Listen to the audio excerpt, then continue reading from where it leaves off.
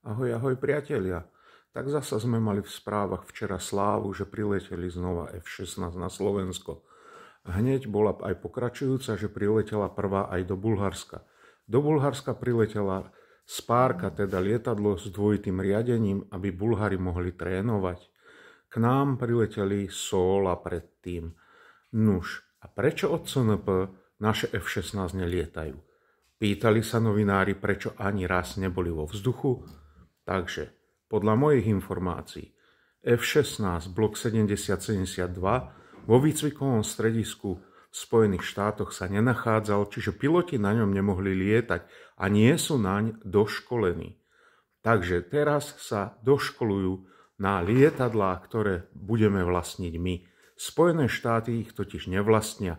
Oni si prerábali staré CD na V ako Viper. Sice je to rovnaká elektronika ako v tých našich Block 70-72, ale sú tam rozdiely.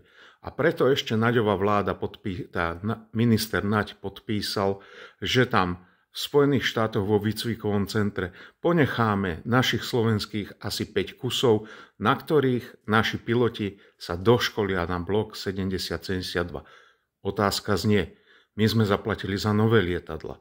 Doškolovať sa budeme na vlastných, čiže vyčerpáme z nich hodinový aj dobový resurs a olietame možno 1000 hodín dohromady pre našich pilotov.